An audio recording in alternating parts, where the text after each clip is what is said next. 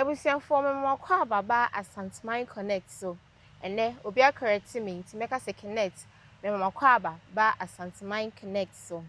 se de munim dada no e de Asante sem Asante amamre ene normal efa Asante Man ene Ghana fanan nyina ene besom na se ne de bia ye ko dwumadie bi se dwabo ne afahya ase no ene entisa ene ye bia be twetwe nkomo ye ne abaya bi a ne ho ofeyie onim nyansa na afensi so yatete no e wa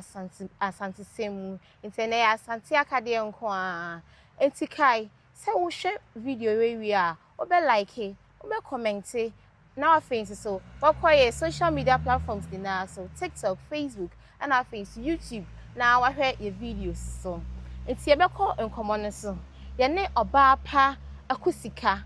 ene eba be twetwe nkomo no na Akusika obi a watene ye pa wo social media so ko TikTok, Facebook, YouTube so a obetene nka ene ne baba bedidi nkomo wo ne dwumadie ene ono ankasa na brabo ho dwuma a odie oba Mami odo. fashion na ho to say Adom me ho ye pa na wonso e. na me adom miss me ho ye me hu face to face me hu say ho e fe ye pa Me das. okay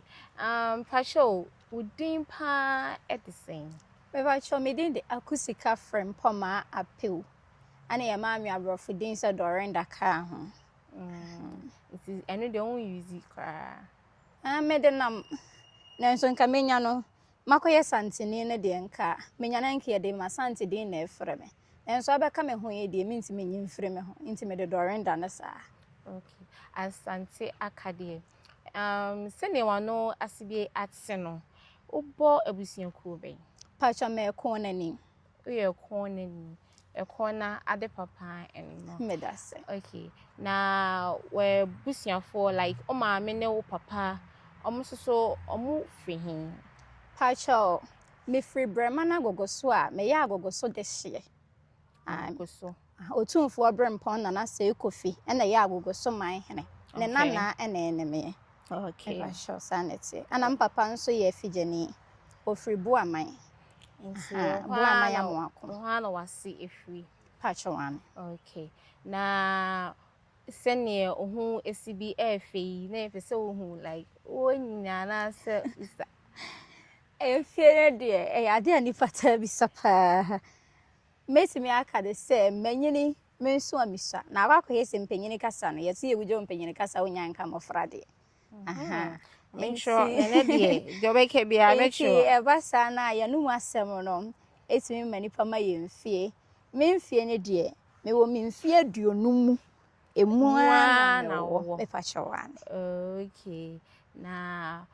umame ewo efa na mutena ya kasa wa Asante mutena Asante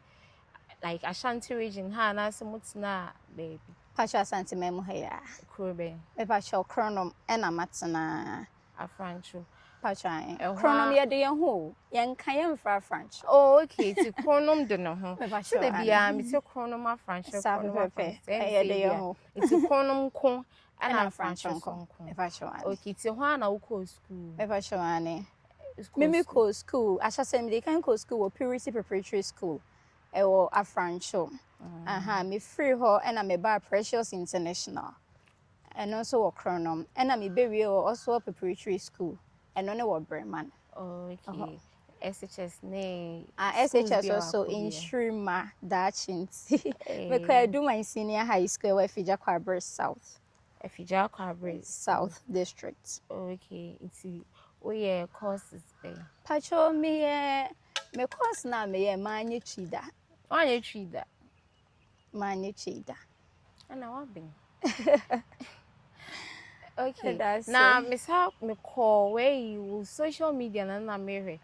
who say o classmates be a comment say o so what bro fu ye pa say no one wants to say ono what see a say o kasa o my we then me can say schools na me call you know me ko me car brim kopim ze me we JHS nyina na ye private school onso nim say private school so de be ka show say wan wan ka chi yeah no correct na anwensem na nso me sha say obrofo o sa say obrofo yes na akwa Asante ma ye ni je ya nkasa ye kasa ho ana me hu ne se makoye santini ba na me bi yeye enko ade na ma me nko asante twi na me fa poto kasa ne nto ba bi nansa kasho sa na ye na dey na ya o dey o hobbies dey o didi agro didi wani wutie nyom me fa sho ai nim nyomoto ba me penyomuti na sanse asanso me nya de eh asanso me nya de ba me pe reading more and na ma what say bro for no reading na ma what say bro for no and our school na ye koye no teach Precious International na de okwa when ya hwekra na enyo obrofo a obeti Precious fashion eh wuti di the quality me o me Precious and the when ya hwekra na enyo obrofo obeti okay na person be so what worry ana fashion dey don't worry we are single yes single 100% oh dear we are hini dear we are hini pon bi dear ankasa it's no sebe abuti it's sisi ano ye be call na dwuma a oye e na nwensem a amane kokoko company fo bebre anim a ode asanteman eso edru baby bebre no eho na ye be call adwuma no ahyase no den na ehyase anwensem no okay ahyase no na enhye da anye anwensem free say schools na me koye no na akwa se ni nyina nye book ma desua nko a na obi wo talent akra ne ye ntimi enyimpie aham na nso asori bo ame me de hyase free quotations na ye ko asori ampanimfu anim ne akwa akogina ne yɛmfa Abraham ho asɛm a yɛnwunu bibi fa ne ho a ne akwa akogina asori dem anim enti Pentecost na me hyase ɛno no mesua Bible mo nsɛm a ma akogina ampanimfu n'anim no mani gye kasa ne ho enti me ko SHS no SHS first year no third term na de oka anwensɛm ma aduman no no wawie enti ne yepe obi ama na si nanan ana me yɛse oh metumi ebi adwen your one time because me koye no na akoye brofo nko me ka brofo na yo mo se mi ntimi nye den enkechi na me di kan ne dada na brofo na that time no na wa build o confidence na because the bebre nim kasa no na den kakaro den emi me hyase gidigidi pa we SHS but me nya teachers for ne bi o mo bo ame na me nye twi but me nya teacher bi te se kwaane Emma no me try na me de akere no say oh you're too good into the to asosa ana me nya papa si so yesofo asafo agye enso better mechi e wo school mo nti emu hana na ye DP abonten ti si na nanom mo ene Ghana mpanimfo mo oh nice it's anya ade bi a wo sheda call baby say yen twere me anwensem eno a na de ne ho ba me pasha me so ne so na me pempanyin nsem tie ye ma me Teresa de send your boy otu de obo akufu adonsa no ene na na je isika pa okone kra chwenye ne ba bi connect nyame mfa na kra nsie na oba radio su bia me pre esen kan betie no me pasha because me tie ne bia na me nyanyansasem free mo me pasha oh nti sisi ano udwumadi a woye de ne de anwensem no kwa na se usakete otunyo me pasha me tra enwom me ka anwensem me tra anwensem nso ma enkrofo me pasha na me bo adwuma ho nso dawuro asade me mfa nka ho usakete ni na de na o ka anwensem say wo senka o de ka wa de na e wo musa me de baka ho enche nti o kyerɛ mmɔfra anaasɛ mpanimfoɔ oh ye maame mo ne ye nuanom mo mo wa kwantuo mo a mo mpɛ sɛ mo nchi bɛyera no mo pɛ sɛ mo hu no mama mra ne o mama ne no mo hu namba no ma frɛ na wa kyerɛ wo mo na sɛ me fa mmɔfra a kyerɛ mo ne de me hwɛ afi a yesi mu yi na maye akyerɛ mmɔfra sabre de menya nkyerɛ obi a that you say mpanimfoɔ bi ɛba hɔ sɛ kyerɛ mo amammerɛ ne ba hwɛ on say omomo akwantuo mo no ye si bi se asantehema asantehene nom ne ade wa akwantuo ba mo nte oman yi mpahwai obi okay Oma no ma frɛ oh me pese me hunu abusua me boy me pese me hunu oma bakosem ebia me bo bretu ka bibi kakra fa bretu ho ma me na me si dwom ne ebisa me a ohema se bi mani angu ase ana yese yi nso sani ngu ase ho ense mfata kan ni ba Debi. nso nso pese santini eni mbegu ase no na wa kire no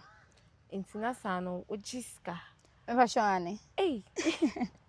Iti we start about Fran so abepe whole full class sessions ama omo mpashwan iti mpenifo no so kire omo so kọ mpenienim kokasa te say dwaba ase kokasa na so mo de omo sua ma omo ankasa me ba hye omo ko dwaba ase kokasa ye wo binu mo kampo a omo timi frɛ o meda program say so sika me so ka bibia den efa program no ho e betimi abasa ya amamre na ebia ye kasa ho ebia ye didie ho se de ene abefo ne omo ne nti ye tu agu no na wa ye den wa hwehwe mu a kyerɛ se nipa koro no